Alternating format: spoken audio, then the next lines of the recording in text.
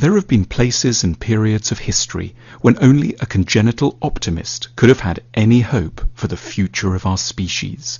Think of the end of Athens' golden age, the fall of the Roman Empire, the petering out of the Renaissance, the end of the Enlightenment, the rise of fascism. It's when things look bleak indeed that it pays to remember the German 19th century philosopher Hegel. In his lectures on the philosophy of world history, published in 1830, Hegel offered us a way of looking at the darker periods of history that neither glosses over their pain nor refuses to give up hope, but intelligently helps us to understand why human progress cannot be linear, while encouraging us to trust that it does occur nevertheless. For Hegel, history moves forward in what he termed a dialectical way.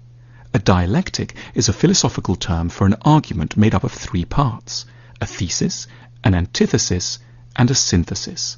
Both the thesis and the antithesis contain parts of the truth, but they are also exaggerations and distortions of the whole, and so need to clash and interact until their best elements find resolution in a synthesis.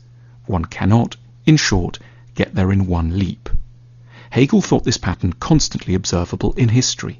The world makes progress by lurching from one extreme to another as it seeks to overcompensate for a previous mistake, and generally requires three moves before the right balance on any issue can be found.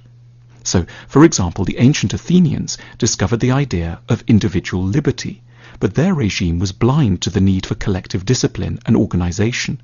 The ancient Persians knew all about that, and were thereby able to conquer the Athenians on the battlefield. Yet they were also despotic enemies of free thought, which with time became its own liability.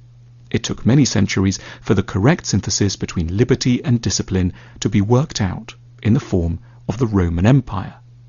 In Hegel's own era, the stifling, unfair 18th century system of inherited traditional monarchy had been abolished by the French Revolution. But what should have been the peaceful birth of representative government ended up in the anarchy and chaos of the Terror. This, in turn, led to the emergence of Napoleon, who restored order but became a military brute, trampling on the liberty he had professed to love. Only after 40 years and much bloodshed did the modern balanced constitution emerge, an arrangement which more sensibly balanced up popular representation with the rights of minorities. Or, to take another example, the European Enlightenment had stressed the importance of reason, but it had in many parts been sterile and reductive. The movement known as Romanticism had then swept in to assert the importance of emotion, but this had carried excesses of its own. Only eventually had a correct reconciliation been worked out between the legitimate competing needs of reason and emotion. Hegel's argument has a highly reassuring feel at moments when it seems that one kind of progress has been entirely lost. He is on hand to reassure us that we're merely seeing the pendulum swing back for a time, but also wisely counselled that this was needed because the initial move forward had been blind to a range of crucial insights. All sides on a matter will contain important truths lodged amidst exaggeration and bombast. Yet these truths will eventually be sifted out through the wisdom of time. Hegel reminds us that big overreactions are eminently compatible with events broadly moving forward in the right direction. The dark moments aren't the end. They are a challenging, but even in some ways necessary parts of an antithesis that will eventually find a wiser point of synthesis.